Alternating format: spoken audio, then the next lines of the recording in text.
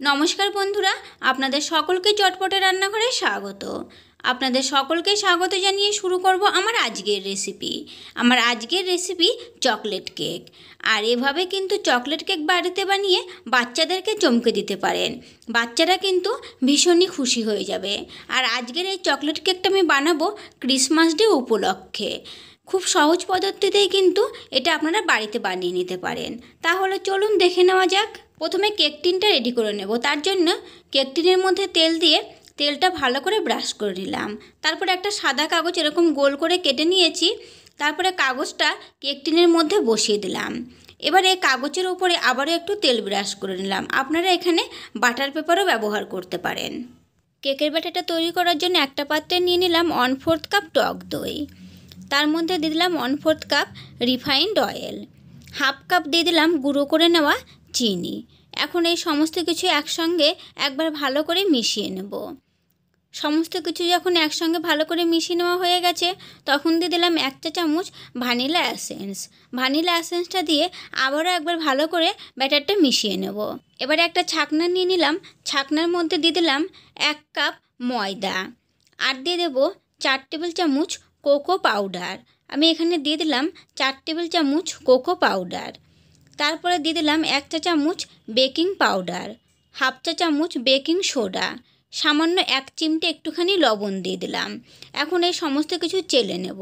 চেলে নিলে কি হবে, এর মধ্যে কোনো গুটি গুটি ভাবটা থাকবে না। তো সমস্ত কিছু চেলে নেওয়া হয়ে গেছে। তারপরে এখানে নিয়েছি 1/2 কাপ লিকুইড মিল্ক। এবার দুধটা কিন্তু অল্প অল্প করে দিয়ে একটা স্মুথ ব্যাটার তৈরি করে নেব। একসঙ্গে দেব না, তাহলে কিন্তু ব্যাটারের মধ্যে গুটি গুটি থেকে যাবে। তো এই জন্য অল্প অল্প করে দিয়ে ব্যাটারটা তৈরি করে নেব। তো এভাবে অল্প অল্প করে সমস্ত দুধটা আমি দিয়ে দিয়েছি। দিয়ে ব্যাটারটা খুব ভালো করে ফেটিয়ে নিয়েছি। তো এখানে কিন্তু ব্যাটারটা আমার তৈরি করে নেওয়া হয়ে গেছে। এখন কেক টিনটা নিয়ে নিলাম। এখন কেক টিনের মধ্যে ব্যাটারটা ঢেলে দিচ্ছি। ব্যাটারের ঘনত্বটা আপনারা দেখেই বুঝতে পাচ্ছেন। ব্যাটারটা কিন্তু এরকম ঘনত্বে রাখতে হবে। তারপরে কেকের বাটিটা এরকম একটু ট্যাপ ট্যাপ করে দেব, যাতে এর মধ্যে কোনো হাওয়া না থাকে। এখন এটা বেক করতে বসিয়ে দেব। গ্যাস অন করে আগে থেকে একটা পাত্র বসিয়ে প্রিহিট করে নিয়েছি। পাত্রের মধ্যে লবণ দিয়ে তার মধ্যে একটা স্ট্যান্ড দিয়ে দিয়েছি। এখন এই স্ট্যান্ডের উপরে কেক টিনটা এভাবে বসিয়ে দিলাম। এখন গ্যাসের ফ্লেমটাকে একদম লো হিটে করে দিলাম। লো হিটে করে ঢেকে দিলাম 30 থেকে 35 মিনিটের জন্য। চকলেটের সিরাপটা তৈরি করার জন্য একটা পাত্রে দিলাম 1/2 কাপ গুঁড়ো করে নেওয়া চিনি। এর মধ্যে দিলাম 1/4 কাপ কোকো পাউডার, 1 টেবিল চামচ কর্নফ্লাওয়ার। এখন দিয়ে দেবো 1 কাপ লিকুইড মিল্ক। তবে দুধটা কিন্তু অল্প অল্প করে দিয়ে এভাবে ভালো করে গুলিয়ে নিতে হবে। প্রথমেই কিন্তু এটা গ্যাসে বসাবো না, আগে খুব ভালো করে গুলিয়ে নেব। তো গুলিয়ে নেওয়া হয়ে গেছে। তারপর আমি গ্যাস অন করে বাটিটা বসিয়ে দিয়েছি। এখন গ্যাসের ফ্লেমটা লো হিটে রেখে অনবরত নেড়ে চেড়ে নিতে হবে, যতক্ষণ না একটু ঘন হয়ে যাচ্ছে। তো দেখুন এখানে কিন্তু ঘন হয়ে গেছে। এখন দিয়ে দিলাম 1 টেবিল চামচ বাটার। আবারও ভালো করে নেড়ে চেড়ে মিশিয়ে নিলাম।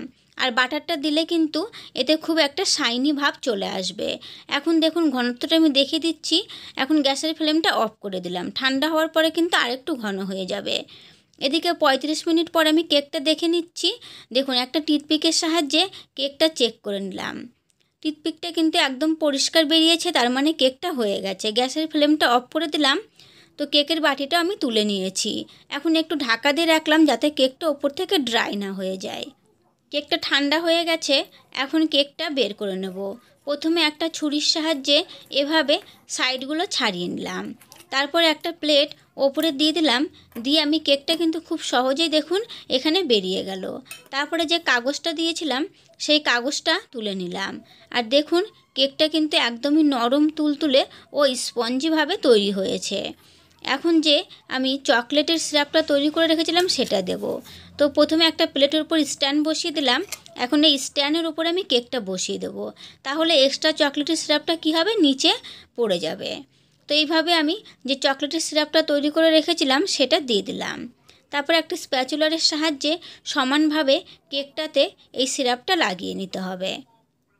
চকলেটের সিরাপটা যখন কেকের চারিদিকে ভালোভাবে লাগিয়ে নেওয়া হয়ে গেছে, তখন কেকটা আমি 1 ঘন্টার জন্য ফ্রিজে রেখে দেব, যাতে খুব ভালোভাবে কেকটা সেট হয়ে যায়। তারপরে 1 ঘন্টা পরে দেখিয়ে দিচ্ছি। তো এখানে 1 ঘন্টা পরে কেকটা আমি ফ্রিজ থেকে বের করে নিয়েছি। এখন কেকটা আরেকটু সাজিয়ে নেব।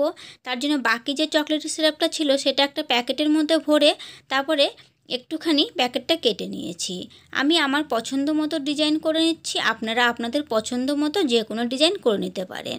তারপরে এখানে একটা আমি কিটক্যাট চকলেট সেটা এভাবে একটু গুঁড়ো করে নিয়েছি, সেই কিটক্যাট চকলেটটা এভাবে ওপরে দিয়ে দিচ্ছি। তারপরে কিটক্যাট চকলেটটা দেখুন পুরোটা এভাবে দেওয়া হয়ে গেছে। তারপরে এখানে আমি নিয়ে নিয়েছি কাজুগুলো আমি গ্রেট করে নিয়েছি। আমি 7 থেকে 8টা কাজু বাদাম এভাবে গ্রেট করে নিয়েছি। তারপরে অল্প অল্প করে এই গ্রেট করা কাজুটাও এভাবে অল্প অল্প করে কেকের ওপরে দিয়ে দিলাম। তারপরে এখানে নিয়ে নিয়েছি চেরি। এবারে একটা একটা করে চেরি এই কাজুর মাঝখানে এভাবে বসিয়ে দেব, তাহলে কিন্তু কেকটা দেখতে খুবই সুন্দর লাগবে। তো এভাবে আমি সমস্ত চেরিগুলো বসিয়ে দেওয়ার পরে তারপরে এরকম একটা 10 টাকা দামের কিটক্যাট চকলেট নিয়েছি, মাঝখান থেকে ভেঙে নিয়েছি, সেটা এইভাবে বসিয়ে দিলাম। তারপরে আবারও কিছুটা চকলেটের গুঁড়ো দিয়ে দিলাম, ওপর থেকে আবারও একটা চেরি দিয়ে দিলাম। এখন কিন্তু আমাদের এই চকলেটের কেকটা একদম রেডি। এবারে আমি কেটে আপনাদের একটু দেখিয়ে দিচ্ছি। তো এভাবে কিন্তু আপনারাও বাড়িতে বানিয়ে নিতে পারেন, সবাই কিন্তু ভীষণ খুশি হবে। আর ভেতর থেকে কিন্তু কেকটা দেখুন একদমই স্পঞ্জি। আর ভালো লাগলে চ্যানেলটিকে লাইক, শেয়ার ও সাবস্ক্রাইব করে নেওয়ার অনুরোধ রইল, পাশে থাকা বেল আইকনটি সমেত।